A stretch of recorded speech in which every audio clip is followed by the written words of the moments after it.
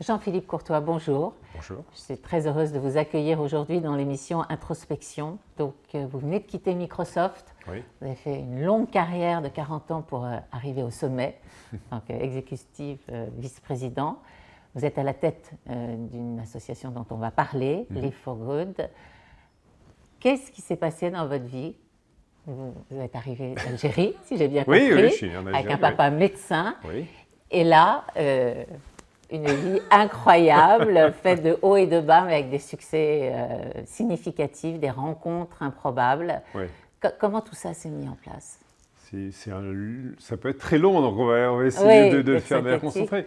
Je dirais qu'il y a, comme toujours, il y a des rencontres extraordinaires, il y a des moments, il y a des lieux. Alors, il y a des lieux pour moi qui sont passés quand même dans le sud, on a bien compris. Je suis né en Algérie, c'est la dernière génération de ce qu'on appelle les pieds noirs. Bien sûr. Voilà, les parents de 3 générations qui étaient en Algérie, donc depuis 1860. Donc, ils arrivent les mains dans les poches en France. Et donc, exactement, mon papa, docteur de profession, est arrivé littéralement sans rien, comme on dit, puisqu'il avait son cabinet médical en Algérie. Et malheureusement, pour ceux qui connaissent un peu l'histoire, tout s'est déclenché après très rapidement. Et il y a eu cet exode de retour massif de tous ces Français dits rapatriés, c'était le terme utilisé. Et donc, après avoir essayé de comprendre où atterrir, mon papa a choisi, et ma mère aussi, bien sûr, Nice, parce que déjà, il y avait la mer. Ça, Et le important. soleil. Et le soleil, le sud. Et puis, je l'ai vu surtout tout petit, et ça, c'est quelque chose qui est resté en moi, lutter littéralement pour exercer son métier. Parce qu'en fait, nous n'étions pas bienvenus, nous étions des émigrés. Français, mais des émigrés. Et donc les Français pas un accueil du forcément territoire, voilà, il y a tout un contexte politique de l'époque, etc., je ne vais pas revenir dessus, mais qui fait que littéralement, il s'est battu physiquement pour pouvoir ouvrir son cabinet médical contre l'avis de l'ordre des médecins locaux. Il a réussi, et il a pu comme ça s'occuper de ses 3 enfants, de sa maman, très âgée, qui était... Non, vous avez quand même été imprégné dès votre plus petite enfance par cette force paternelle Oui, et maternelle. force maternelle qui est, maman a une sérénité incroyable et un dévouement pour s'occuper de la famille. Alors les valeurs familiales sont ancrées en moi depuis ces premiers jours. Et d'une certaine manière, d'un sens de la communauté. Parce qu'il y avait une communauté, évidemment, de ces pieds noirs, de Nice, d'autres villes, qui se retrouvaient entre eux pour s'entraider. Oui, parce que les début, c'était très compliqué. Et après, ça s'est ouvert un petit peu Oui, alors à après, l'école. oui, après ça s'est ouvert, évidemment. Après, j'ai bénéficié de magnifiques systèmes éducatifs français, de l'école, l'école primaire, secondaire, sur Nice, dans la ville de Nice, la belle ville de Nice.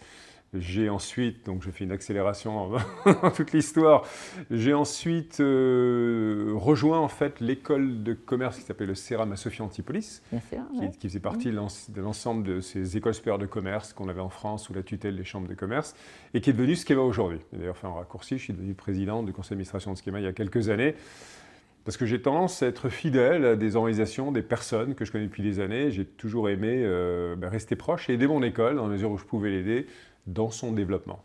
Et vous saviez que vous étiez attiré comme ça par l'informatique? C'est le hasard complet? Non, alors, hasard ou pas, j'étais très curieux et pendant ma 2e année en fait, au CERAM, à Schema, à Sophia Antipolis, j'ai découvert l'Apple II. L'Apple II, il y a plein d'auditeurs qui peut-être ne sont même pas nés, c'était l'ancêtre du micro-ordinateur qui est sorti avant le fameux IBM PC.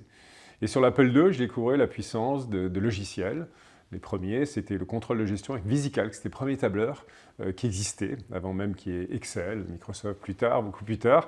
Et j'ai pu travailler dans une société niçoise, une start-up qui s'appelait Memsoft. Déjà une start-up. Oui, c'est une start-up. Et j'ai commencé à travailler littéralement à mi-temps pendant les études années 2, 3 et 4, après mes études aussi, avec un copain de promo, qui restait un ami très très proche, à coder et développer un logiciel de comptabilité pour des PME, PMI. Et donc, ce qui était formidable, on ne s'en rend pas compte aujourd'hui, parce qu'on a accès à tout sur son téléphone, sur son laptop. À l'époque, la compta des boîtes, des PME et grandes boîtes, c'était des tonnes de listings de papier. C'est ça. C'était fait par un travail, comme on dit, à façon, par des sociétés de services qui vous facturaient des montants énormes. Et on commençait à démocratiser pour la première fois la création de votre comptabilité pour votre PME. Donc là, vous étiez presque entrepreneur, parce que oui, on était un vous peu étiez entrepreneur. accompagné une petite structure. Totalement. En fait, d'ailleurs, on avait un contrat d'indépendant. On était payé sur royalties. J'ai appris à mes dépens après que bon, j'avais été un peu naïf sur le contrat de royalties à l'époque, ça ne me nourrissait pas trop. Mais c'est pas grave. Mais on a appris énormément. On était deux, on était un duo un petit peu entre le produit qu'il développait. Mon ami était un développeur. Moi, je faisais un peu de basique, mais lui était vraiment un développeur dans l'âme. Et vous avez vendu. Et moi, la partie vente, marketing. C'est votre point où fort. on a lancé ce produit en France, dans d'autres pays. Je me rappelle du package, je l'ai toujours d'ailleurs, une boîte que j'ai gardée dans mes archives, même sauf comptabilité, où il y a un très beau palmier rouge, parce qu'on était littéralement la rue Meyerbeer, pour ceux qui connaissent Nice, c'est sur la promenade des Anglais. Et donc, dans des journées qui finissaient à minuit, 2 heures, on essayait d'aller faire une demi-heure à la plage quand même, au soleil. Et il y avait ce palmier qui était sur le package. Voilà. Ah, d'accord. Et vous sentiez une âme d'entrepreneur à l'époque ou c'était juste une expérience et vous disiez je serais salarié d'un groupe? Non, sincèrement, la notion d'entrepreneuriat à l'époque, il faut se replacer en 1983. C'était pas quelque chose d'abord du tout de discuté, de connu, j'allais dire, de populaire maintenant, qui est devenu quelque chose d'assez incroyable dans le pays, j'en suis réjoui. Mais en fait, j'avais plongé dans la vie d'une entreprise avec un statut un peu à part.